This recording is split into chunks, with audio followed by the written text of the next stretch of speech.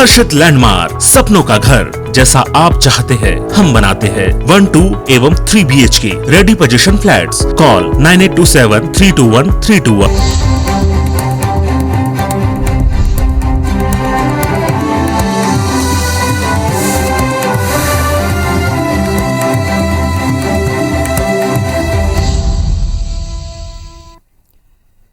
नमस्कार, स्वागत है आप सबका। मैं पुनीत पाठक और आप देख रहे हैं मेरा मध्य प्रदेश। मध्य प्रदेश में सबसे पहले उपचुनाव से जुड़ी तमाम तस्वीरें और खबरें।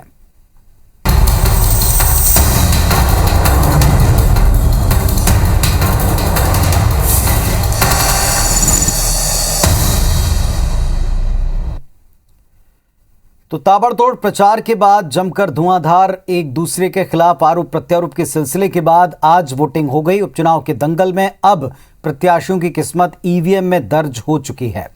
खंडवा लोकसभा, पृथ्वीपुर, जोबट और रैगांव विधानसभा, इस तरह 4 सीटों पर वोटिंग संपन्न हो गई। वोटिंग को लेकर दिन भर जनता में एक उत्साह दिखा है। लोकतंत्र के इस पर्व में सभी ने हिस्सा लिया। दूसरी तरफ सियासी दल अभी भी अपनी अपनी जीत के दावे कर रहे हैं। सबको इंतजार है तो 2 तारीख का, जब असल नतीजे सबके सामने आएंगे।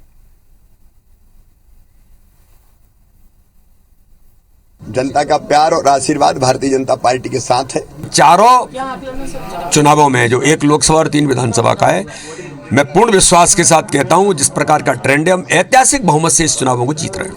पर मुझे लगता है कि हम सभी चुनाव जीतेंगे। कांग्रेस तीनों विधानसभा सीटें जीतेगी और खंडवा की लोकसभा सीट भी कांग्रेस जीतने जा रही है। ये तमाम दावे उपचुनाव की जीत को लेकर किए जा रहे हैं। 30 अक्टूबर को खंडवा लोकसभा, पृथ्वीपुर, जोबट और रैगांव विधानसभा सीटों पर वोटिंग हुई। बीजेपी और कांग्रेस दोनों का दावा है कि वो चारों सीटों पर जीत दर्ज करने वाले हैं। मतदान के लिए सुबह से लोग कतारों में लगकर वोटिंग के लिए पहुंचे। अपने मताधिकार का इस्तेमाल करने के लिए लोगों में काफी उत्साह दिखा। एक तस्वीर पृथ्वीपुर में देखने को मिली जिसे लोकतंत्र के पर्व की खूबसूरती कह सकते हैं। यहाँ 90 साल की एक बुजुर्ग महिला भी मतदान के लिए व्हील चेयर पर पहुंची। उनके परिजन उन्हें लेकर वोटिंग के लिए पहुंचे थे। 90 साल की। नाम कहा है डुक्कू को? चिराई। वहीं पृथ्वीपुर के स्वतंत्रता संग्राम सेनानी संघ के अध्यक्ष भगवान दास दुबे ने भी मतदान किया। इनकी उम्र 105 साल है। इन्होंने ब्रशभानपुरा गांव में अपने मताधिकार का इस्तेमाल किया। इधर खंडवा में मतदान का जबरदस्त उत्साह देखने को मिला। यहाँ एक दूल्हा शादी से पहले वोटिंग के लिए पहुंचा। उसका कहना था कि पहले मतदान फिर कोई और काम। और आप सबको सबसे ज्यादा जो काम है कि वोट डालना, और सबसे पहले हर काम छोड़ दो, वोट डालो। मेरी बारात आष्टा जा रही है, उससे पहले मैं वोट डालने आया हूँ। प्रत्याशियों की दिल की धड़कनें बढ़ी हुई थी। उनकी किस्मत ईवीएम में कैद हो रही थी।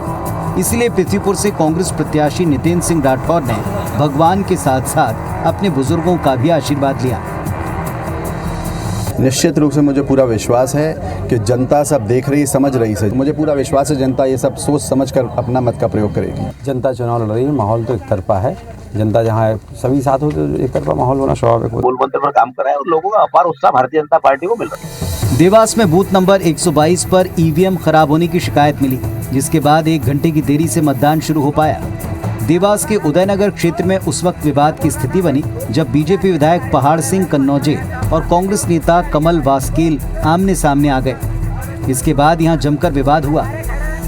वहीं खरगोन के बड़वा क्षेत्र में ड्यूटी करते हुए एक मतदान कर्मी शिक्षक दयाराम जाधव की मौत हो गई।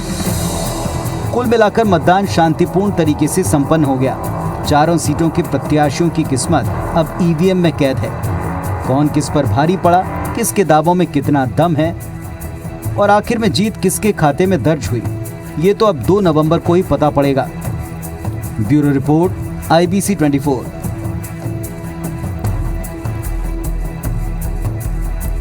तो उपचुनाव को लेकर दोनों तरफ से अभी भी दावे हैं जीत के। दोनों तरफ से अभी भी कहा जा रहा है कि उनके पक्ष में वोटिंग हुई है। लेकिन सबसे बड़ा सवाल ये कि वोटिंग को लेकर के जहां दिन भर लोगों में उत्साह दिखा है, 2 सीटें ऐसी रही हैं, जोबट और खंडवा, जहां पर 50% के आसपास वोटिंग हुई है। उपचुनाव में सबसे बड़ा चैलेंज था कि इस त्योहारी सीजन में लोगों को निकाला जाए घर से बाहर और लोग घर से निकलकर वोट करने के लिए केंद्रों तक पहुंचे। और इसके लिए दलों ने जमकर प्रचार किया। हमारे साथ इस वक्त दीपक यादव हमारे सहयोगी जुड़ रहे हैं, सीधे उनका रुख करते हैं। दीपक, सबसे बड़ा चैलेंज यही लग रहा था कि इस कारोबारी, त्योहारी और कृषि कार्य वाले दौर में लोग निकलेंगे कितना, वोट कितना करेंगे। खंडवा का जोबट का प्रतिशत जो है 51, 52, 50% के आसपास का ही दिख रहा है। क्या और किस तरह पूरे दिन का माहौल आपने देखा है? देखिए पुनीत, बिल्कुल आप सही कह रहे हैं कि दोनों ही क्षेत्रों में जो वोटिंग परसेंटेज है बनिस्पत जो अन्य विधानसभा है रेगांव और पचूपुर, उनके मुकाबले काफी कम रहा है। दरअसल खंडवा विधानसभा क्षेत्र की खंडवा लोकसभा क्षेत्र की बात करें तो 52% तक अभी तक मतदान हुआ। हालांकि इसमें 1-2% का और इजाफा हो सकता है, जो कि 2019 के मुकाबले काफी कम है। 2019 में यही वोटिंग परसेंटेज 76.89% तक था। वहीं अगर हम जोबट विधानसभा सीट की बात करें तो यहाँ पर ज्यादा अंतर नहीं है। दरअसल 2019 में भी करीब 52% यहाँ पर मतदान हुआ था और 51% अब तक के जो आंकड़े हैं जो कि बढ़कर 52 से ज्यादा हो सकते हैं। लेकिन दोनों ही जगह पर एक तरीके से माना जाए कि कांटे की टक्कर मानी जा रही है। दरअसल 2009 में भी जो खंडवा लोकसभा क्षेत्र है वहां पर इतना ही परसेंटेज हुआ था जब बीजेपी कांग्रेस के अरुण यादव को जीत मिली थी। लेकिन हालांकि अब स्थितियां बदल चुकी हैं, अब परिस्थितियां बिल्कुल बदल चुकी हैं। लेकिन वोटिंग परसेंटेज के हिसाब से देखें तो ये वोटिंग परसेंटेज 2009 से काफी मैच करता है। तो यहाँ पर भी काफी कांटे की टक्कर मानी जा रही है। और इसी तरह की स्थिति जोबट विधानसभा में भी, और जो कि जोबट विधानसभा पूर्ण रूप से आदिवासी बहुल इलाका है और यहाँ पर ग्रामीणों को, आदिवासियों को मतदान केंद्रों तक लाने में हो सकता है कि दोनों दल उतनी तरीके से सफल नहीं हो पाए और इसी वजह से जो वोटिंग परसेंटेज है उस फीसदी तक नहीं बढ़ पाया। और चूंकि त्योहारी सीजन भी है और अधिकतर जो जोबट विधानसभा के जो मतदाता है वो अभी काम के लिए बाहर गए हुए हैं, अभी लौटे नहीं है, तो एक ये भी कारण हो सकता है। और इसी तरीके से अगर हम रेगांव की बात करें और पृथ्वीपुर की बात करें तो यहाँ पर जो वोटिंग परसेंटेज है वो 2019 के मुकाबले काफी ज्यादा देखा गया, 10% तक का इसमें इजाफा देखा गया। अब दोनों ही सीटों पर भी कांटे की टक्कर है। लेकिन निश्चित तौर पर पुनीत, चूंकि ये चुनाव किसी सरकार को बदलने वाला नहीं है, लेकिन ये चुनाव आगे की भविष्य की राजनीति को तय करने वाला जरूर है। और इसी वजह से लगातार दोनों ही पार्टियों ने पूरी अपनी ताकत को झोंका था। और खास तौर पर अगर हम जोबट विधानसभा सीट की बात करें तो यहाँ पर सिंधिया समर्थक तीनों मंत्रियों की पूरी तरीके से ड्यूटी लगाई गई थी। दरअसल सुलोचना रावत की जो सीट है, एक तरीके से कहा जाए कि वो सिंधिया जो खेमे के लोग हैं उन्हीं की वजह से वो कांग्रेस से बीजेपी में आई थी। और पिछली बार 2019 की गौर करने वाली बात होगी कि पिछली बार विशाल रावत जो कि 30,000 वोट निर्दलीय के तौर पर लेके आए थे और इस बार विशाल रावत जो कि सुलोचना रावत के बेटे हैं, आज बीजेपी के लिए इस बार उन्होंने कैंपेनिंग की है। तो ये जो गैप है, और पिछली बार 1800 वोट से ही मात्र कलावती भूरिया जीती थी। तो अब देखना होगा कि जो निर्दलीय वोट का जो फैक्टर पिछली बार देखने को आया था उसका फायदा किसे मिलता है। और जिस तरीके से लगातार जो कैंपेनिंग की गई, भीम सेना के जो प्रमुख है चंद्रशेखर आजाद की भी अंतिम समय में सभाएं हुई थी, जयेश ने भी यहाँ पर काफी बड़ा रोल अदा किया था। अब इसका फायदा दरअसल माना जा रहा है कि इससे कांग्रेस को ही फायदा होगा। लेकिन फिर भी दोनों ही सीट पे काफी कांटे की टक्कर मानी जा रही है, जिस तरीके के वोटिंग परसेंट निकलकर सामने आया। और इसी तरह की स्थिति रेगांव और पृथ्वीपुर में रही है। रेगांव सीट जो कि भाजपा की परंपरागत सीट ही रही है, 5 बार के जहां के विधायक रहे हैं जिगोल किशोर शर्मा, जिनके निधन के बाद ये सीट खाली हुई थी। वहां पर जिस तरीके से प्रतिभा बागरी और जो कल्पना है उनके बीच में मुकाबला था। अब देखना होगा कि जनता किसके तरफ क्या रुख होता है। इसका नतीजा तो 2 तारीख को ही पता चल पाएगा। लेकिन वोटिंग परसेंटेज के हिसाब से जो मालवा निमाड़ की दोनों सीट थी उसमें वोटिंग परसेंटेज काफी कम रहा है। उसका कई कारण निकाले जा रहे हैं। एक त्योहारी सीजन का भी कारण, दूसरा लोगों में उतना रुझान नहीं था वोटिंग को लेकर। जो 2019 में जिस तरीके से मोदी लहर थी उस तरीके का रुझान इस उपचुनाव में लोगों के बीच में नहीं था और इसी वजह से वोटिंग परसेंटेज। बड़ी बात ये दीपक के जो केंद्र के सरकार के अच्छे कामों का, डबल इंजन का खंडवा में बार बार जिक्र हुआ, जिस अंदाज में प्रचार हुआ, जिस तरह से सांसद की, केंद्रीय मंत्रियों की वहां ड्यूटी लगाई गई, इसके बाद अगर ये प्रतिशत रहा है, किसके पक्ष में गया है ये तो खैर 2 को पता चलेगा। लेकिन अगर ये प्रतिशत हमको दिखाई पड़ता है खंडवा में, या वो जोबट जहां पूरा आदिवासी बेल्ट और फोकस था उनके लिए घोषणाएं करने पे, अगर ये प्रतिशत इसके आसपास ठहरता है तो निश्चित तौर पर एक सोचने की बात होगी कि अब जनता का मूड क्या है, क्योंकि मूड भांपने के लिए ये चुनाव सबसे इंपॉर्टेंट माने गए। बिल्कुल निश्चित तौर पर दुखी पुनीत ये चुनाव कोरोना काल के बाद होने जा रहा है। लगातार जो महंगाई और पेट्रोल के मुद्दे हैं वो निकलकर सामने आए हैं। एक तरीके से कहा जाए कि सरकार का लिटमस टेस्ट है और उसी मुद्दे को लेकर ये चुनाव यहाँ पर, हालांकि भाजपा की तरफ से पूरी कोशिश की गई। मुख्यमंत्री शिवराज सिंह चौहान ने प्रत्येक क्षेत्र में दौरा किया, उन्होंने रात तक बिताई, सरकार की योजनाओं को जनता के सामने रखा, लोगों ने उन बातों को भी सुना।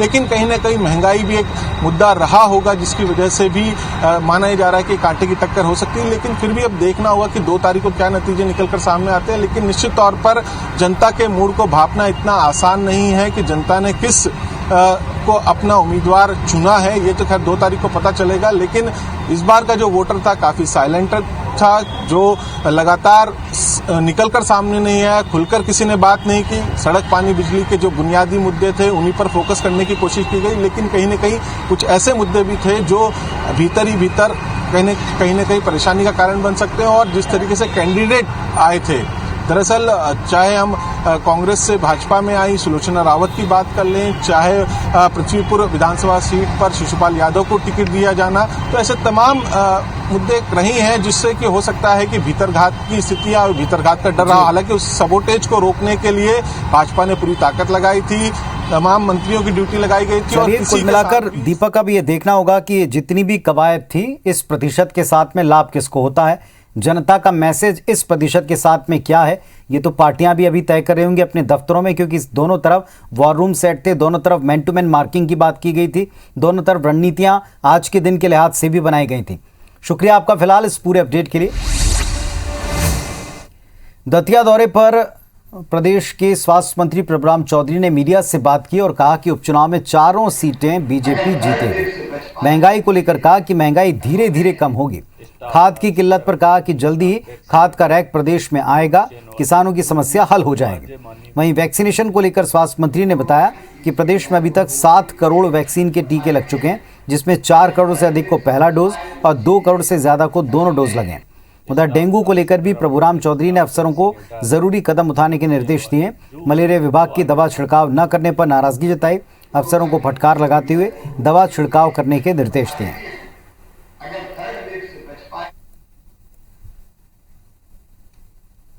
7 करोड़ वैक्सीन के जो डोज लगाए हैं उसमें 2 करोड़ से अधिक के सेकेंड डोज भी लगाए और अनुरोध भी किया है कि आगे भी जो सेकेंड डोज के लिए पात्र लोग हैं उनको भी वैक्सीन पूरी तरीके से जो लोग छूट गए हैं वो सब लोग लगवाएं। गृहमंत्री नरोत्तम मिश्रा अपने 2 दिवसीय प्रवास के दौरान दतिया पहुंचे, जहां अपने निवास पर उन्होंने आम लोगों की समस्याओं को सुना।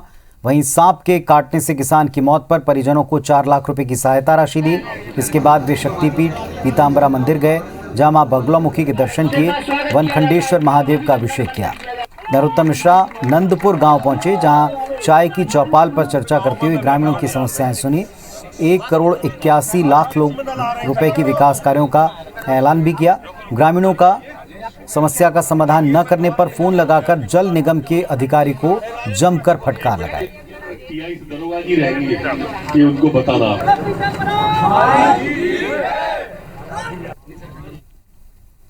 छत्तीसगढ़ सरकार ने भले ही अपने कर्मचारियों को 5% और मध्य प्रदेश की सरकार ने अपने कर्मचारियों को 8% महंगाई भत्ता देने के आदेश दिए हों, लेकिन दोनों राज्यों के पेंशनर्स को दीपावली बेरंगी मानी जा रही है। इसकी वजह है कि 21 साल पुराने राज्य पुनर्गठन नियम की धारा 49, दरअसल साल 2000 में मध्य प्रदेश छत्तीसगढ़ अलग अलग हुए। इस धारा के तहत ये शर्त रखी गई कि अगर एक राज्य अपने पेंशनर्स का डीए बढ़ाता है तो दूसरे राज्य की स्वीकृति के बाद ही उसका भुगतान हो सकता है। मध्य प्रदेश सरकार ने अक्टूबर 2021 से 8% महंगाई भत्ता बढ़ाने का आदेश दिया।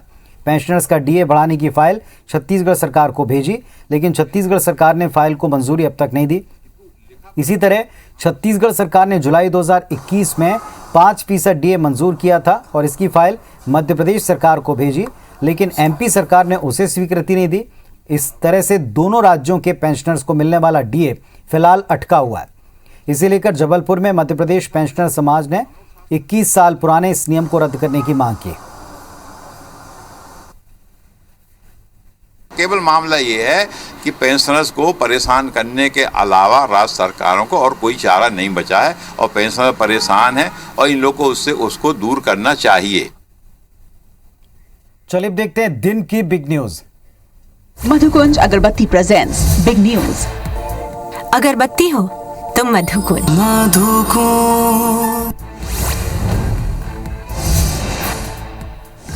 प्रधानमंत्री नरेंद्र मोदी ने वेटिकन पहुंचकर के पोप फ्रांसिस से मुलाकात की। इस दौरान उन्होंने कोविड, सामान्य वैश्विक परिदृश्य और स्थिरता बरकरार रखने समेत कई विषयों पर बात की।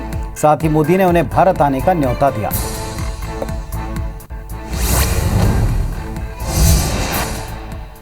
गोवा के पणजी में ममता बनर्जी ने कांग्रेस और प्रधानमंत्री मोदी को निशाने पर लिया। उन्होंने कहा कि कांग्रेस के निर्णय नहीं ले पाने के अंजाम आज देश भुगत रहा है, क्योंकि कांग्रेस पार्टी राजनीति को लेकर गंभीर नहीं है। कांग्रेस की वजह से पीएम मोदी और अधिक शक्तिशाली होते जा रहे हैं।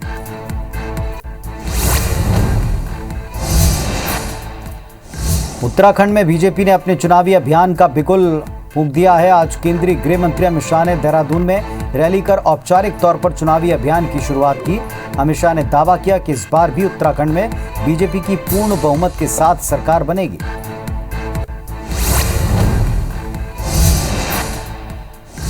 गोवा के वेलसाओ में कांग्रेस नेता राहुल गांधी ने मछुआरों से मुलाकात की, उनसे चर्चा कर उनकी समस्याएं सुनी। इस दौरान उन्होंने केंद्र सरकार पर जमकर हमला बोला। राहुल ने कहा, पेट्रोल के दाम इंटरनेशनल बाजार में कम है, लेकिन फिर भी केंद्र सरकार पेट्रोल डीजल के दाम बढ़ा रही है।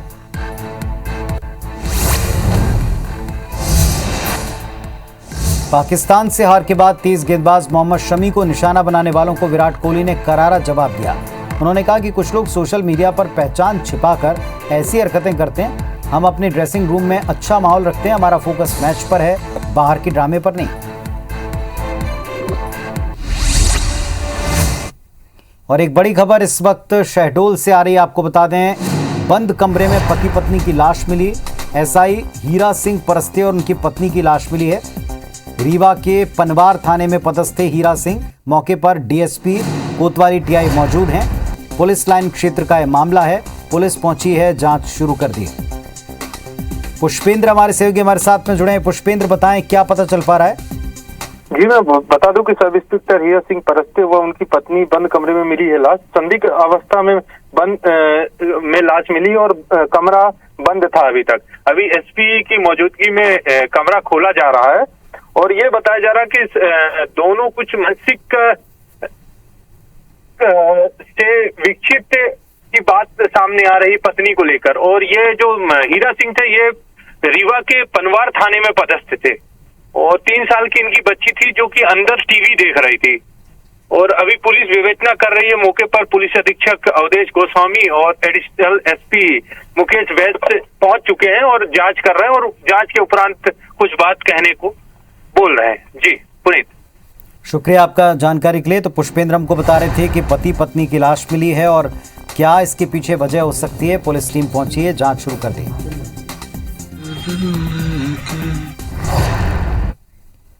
तो इस बुलेटिन में फिलहाल इतना ही, लेकिन जाने से पहले आपको याद दिलाएं कि कैंसर एक ऐसी बीमारी जिसके लक्षण जितनी जल्दी पहचाने जाएं उतना जल्दी इलाज अच्छा होगा, रिकवरी होगी, चांसेस बढ़ेंगे। महिलाओं में ब्रेस्ट कैंसर एक समस्या है और इसे लेकर कई तरह के अवेयरनेस प्रोग्राम इन दिनों चलाए जा रहे हैं। कैंसर लाइलाज बिल्कुल नहीं है। जागरूकता के जरिए सजग रहकर कैंसर से लड़ सकते हैं, जीत सकते हैं।